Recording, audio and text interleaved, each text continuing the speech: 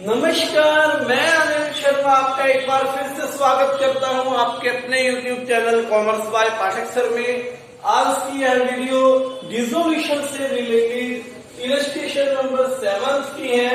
7वां illustration आपको करवाएंगे, उसके बाद 8, 9 और 10 आप कर लेंगे। ये आज का आपका होमवर्क होगा। तो देखिए 7th इलस्ट्रेशन आपकी डीके गोयल बुक का क्या कहता है। एक्स, वाई और जेड 3 पार्टनर्स हैं। एक्स, वाई और जेड आर पार्टनर्स जो प्रॉफिट्स को 3:2:1 में डिस्ट्रीब्यूशन करते हैं। फिर आगे आपको बैलेंस शीट दी गई है। मैंने आपको बताया था कि बैलेंस शीट आपने क्या करना है, क्रॉस करना है। असेट साइड को डेबिट साइड, रियलाइजेशन की लाइबिलिटी साइड को क्रेडिट साइड आपने ट्रांसफर करना है। किन अकाउंट्स को छोड़ना है वो पिछली बार मैंने आपको बताया है, और वैसे भी जिनका आपने बैलेंस बनाया है उनको तो छोड़ते ही है। जनरल रिजर्व को कैपिटल में ट्रांसफर करते हैं, ये याद रखना है। तो देखिए सबसे पहले दे रखा है असेट साइड में बैंक बैलेंस। बैंक अकाउंट है तो आप वहां नहीं इसको ट्रांसफर कर सकते, बैलेंस लिखेंगे बैंक अकाउंट में। तो बैलेंस बीडी कितना हो गया, 1000। उसके बाद डेटर्स दे रखे हैं, डेटर्स कंप्लीट लिखते हैं, प्रोविजन अलग लिखते हैं, ये याद रखना है। डेटर्स 15,000 दे रखे हैं, लेस करके प्रोविजन दे रखा है, वो प्रोविजन इधर आएगा। By provision for doubtful debts 1000। Next Mrs x, देखो ये बड़ा कंफ्यूजिंग चीज है। यहां पर एक्स वाई जेड पार्टनर है, एक्स वाई जेड का ही पार्टनर लोन होगा। एक्स की पत्नी, एक्स का ब्रदर, एक्स का, ठीक है, भाई बहन जो भी है वो थर्ड पार्टी। थर्ड पार्टी के रियलाइजेशन में ट्रांसफर होते हैं यहां पर, ठीक है। और जो लोन है वो हम पार्टनर्स का लोन है, उसके लिए अलग से अकाउंट बनाते हैं, ठीक है। तो देखिए क्या कहा उसने, पहले असेट्स को लिख लेता हूं मैं। स्टॉक दे रखा है, टू स्टॉक 80,000। उसके बाद इन्वेस्टमेंट्स, 2 इन्वेस्टमेंट्स दे रखी हैं आपको 20,000। उसके बाद प्लांट, 2 प्लांट 75,000।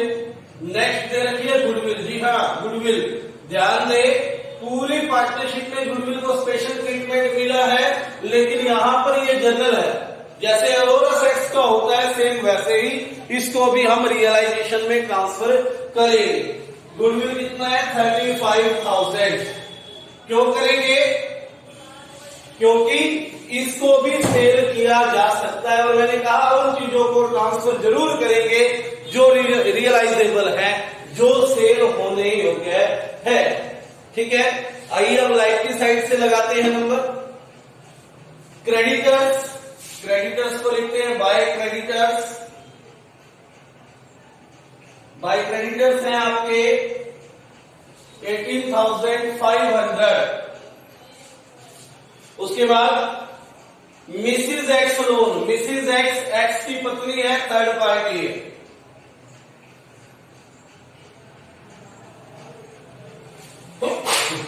एक्स की पत्नी है, थर्ड पार्टी है, तो थर्ड पार्टी का लोन यहां लिखेंगे। उसके बाद वर्कमैन कंपनसेशन रिजर्व, मैंने पूरी वीडियो बनाई थी इस टॉपिक पे, नहीं देखिए तो जरूर देखें। वर्कमैन कंपनसेशन रिजर्व की नीचे देखना है कि कोई ना कोई क्लेम है या नहीं है इसके लिए। अगर क्लेम है तो क्या ट्रांजेक्शन होगी, नहीं है तो क्या ट्रांजेक्शन होगी, कंप्लीट वीडियो बना रखी है इसके ऊपर। अब मैं देख रहा हूं नीचे कोई भी क्लेम यहां पर नहीं है। जब क्लेम नहीं होता तो इसको डायरेक्ट हमने क्या करना है, कैपिटल में ट्रांसफर करना है। ठीक है, तो कैपिटल्स का बैलेंस लिखते हैं पहले। By balance broke down, X 60,000, Y 56 और जेड 40,000। एक्स का 60,000, वाई का 56,000 और जेड का 40,000। यहां पर आ जाएगा वर्कमैन कंपनसेशन रिजर्व अकाउंट। अगर क्लेम होता, जितना क्लेम था वो यहां डाल देते थर्ड पार्टी की पेमेंट के लिए और बाकी का बांट देते। अब क्लेम है ही नहीं, सारा का सारा क्या करना है, आपने बांटना है। ये दे रखा है 30,000 रुपए और रेशो एक ही है, उसमें बांट देना है 30, 3 2 5 और 1 6, 6 5 30, 5 3 15,000 एक्स का आ जाएगा, 5 दूनी 10,000 वाई का आ जाएगा और 5,000 आ जाएगा आपका जेड का। ठीक होगी बात। उसके बाद इन्वेस्टमेंट फ्लक्चुएशन फंड, ध्यान दे, इन्वेस्टमेंट फ्लक्चुएशन फंड बांटना तब है जब असेट साइड इन्वेस्टमेंट ना हो। ठीक है, अगर असेट साइड इन्वेस्टमेंट नहीं दे रखी तो कैपिटल में बांटिए। अगर असेट साइड इन्वेस्टमेंट दे रखी है, जैसा कि इस क्वेश्चन में दिया हुआ है, तो आपने इन्वेस्टमेंट फ्लक्चुएशन फंड को कहां लिखना है, रियलाइजेशन की क्रेडिट साइड लिखेंगे। लिखता हूं मैं by investment fluctuation fund, by investment fluctuation fund. ध्यान दे, अगर असेट साइड इन्वेस्टमेंट है, liability side investment fluctuation fund है, तो रियलाइजेशन में ट्रांसफर हो जाएंगे, दोनों जैसे होती हैं। और अगर असेट में इन्वेस्टमेंट नहीं है, only liability side investment fluctuation fund है, तो it also be transferred to partners capital account. ठीक है, तो इन्वेस्टमेंट फ्लक्चुएशन फंड दिया है हमें 7,500। इसके बाद कैपिटल्स है वो हमने लिख दी। पहला काम बैलेंस शीट से क्रॉस हो गया, मैंने कहा था क्रॉस चैप्टर है। ठीक है, बैलेंस शीट से क्रॉस हो गया है। एक्स का लोन आया था, एक्स एक पार्टनर है, तो यहां पर एक्स का लोन अकाउंट बनाएंगे। याद रखें, X's loan account by balance BD. ठीक है, कितना लोन है, 8,000 रुपए लोन है। 8,000 नहीं होगा, लोन दे रखा है यहां पर एक्स का 8, मिसिज एक्स का 5 था। एक्स का लोन है 8,000 रुपए। ठीक है, एक्स का लोन है 8,000 रुपए, मिसिज एक्स का है 5,000 रुपए। ठीक है बात। अब एक क्रॉस हो गया। अब क्या करना है, इन लायबिलिटीज की पेमेंट इस साइड होनी है, इन असेट्स की सेल इस साइड होनी है।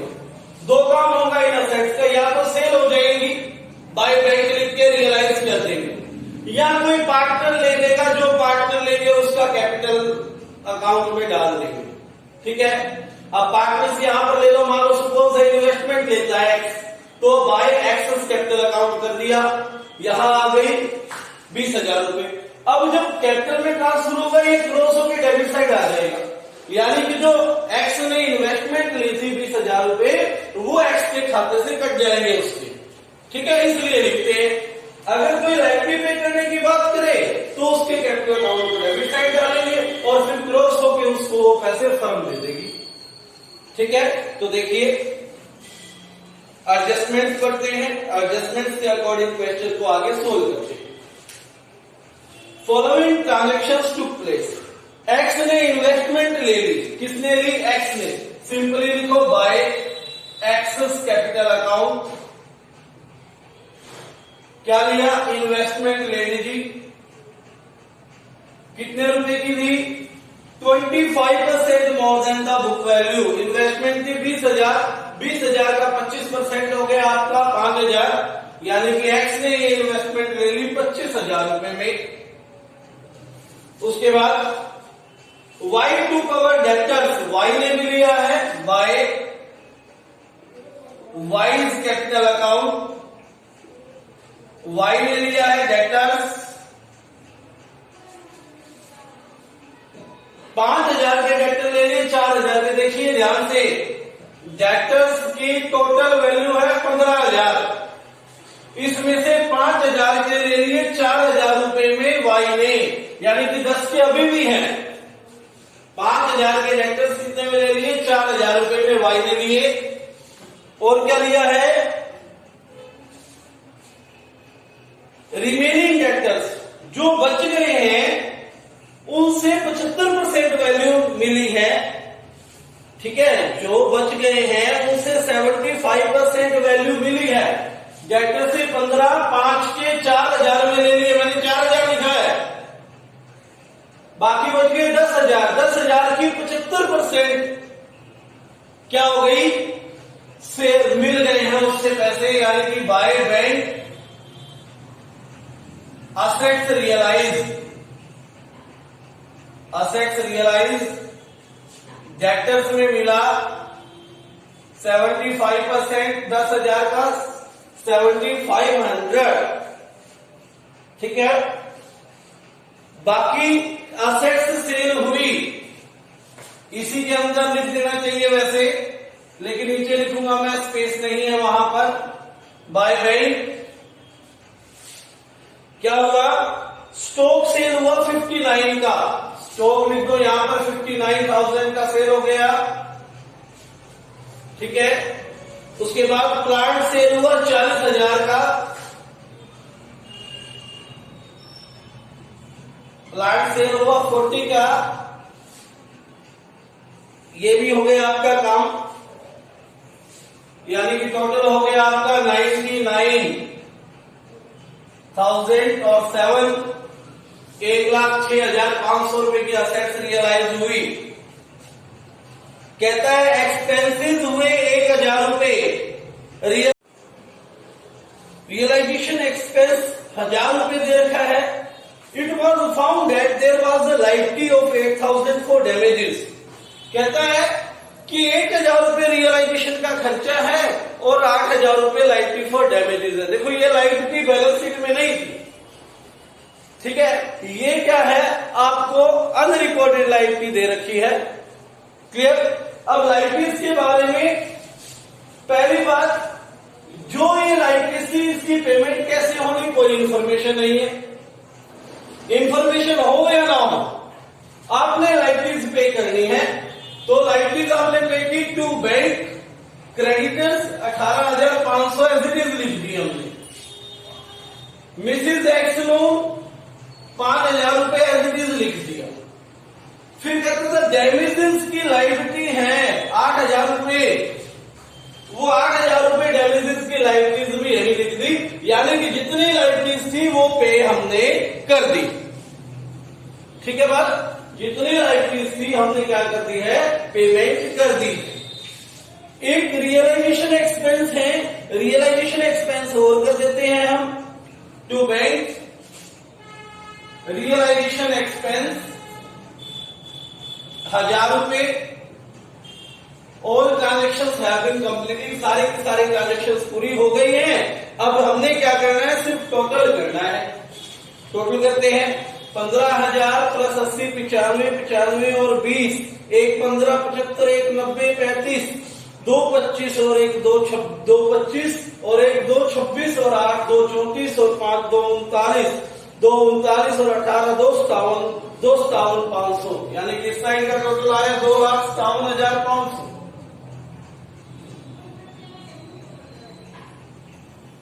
उसके बाद इस साइड का टोटल करते हैं 1,000 18,000 500 19 500 5 24 500 25 और 7 32 और 7 39,500 39,500 और 25 40 44 और 20 64,500 64 और 4 68,500 और 99,000 और ऐड कर दिए हमने, यानी कि 1,67,500 माइनस करेंगे तो कितना आ जाएगा? यहां से 257 में से 167 माइनस करेंगे तो 90,000 रुपए लॉस आ गया।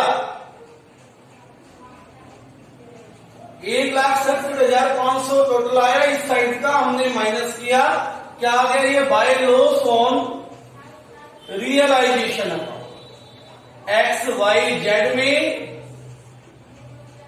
ये लॉस बांट देंगे 3 2 1 में। 3 2 5 1 6, 15 6 90, 15 3 45,000 एक्स का, 15 दूनी 30,000 वाई का और 15,000 एकम 15,000 जेड का लॉस भी आपने क्या कर दिया है? बांट दिया। उसके बाद लोन के बारे में इंफॉर्मेशन नहीं दी, आपने सीधा पेमेंट करना है टू बैंक।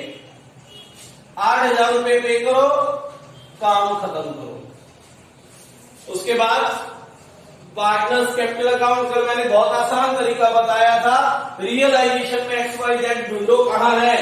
रियलाइजेशन में मिसिज एक्स है, ये एक्स नहीं है, ठीक है। यहां पे मिसिज एक्स है। एक तो एक्स की कैपिटल अकाउंट ये है, एक वाई कैपिटल अकाउंट ये है और एक्स वाई जेड ये है, यानी कि क्रेडिट साइड है। क्रेडिट साइड से ट्रांसफर करेंगे क्रॉस करके डेबिट साइड, कहां से? To realisation. To realisation X ने ली थी इन्वेस्टमेंट 25,000 रुपए, यहां पर लिख दो इन्वेस्टमेंट टेकन, इन्वेस्टमेंट टेकन।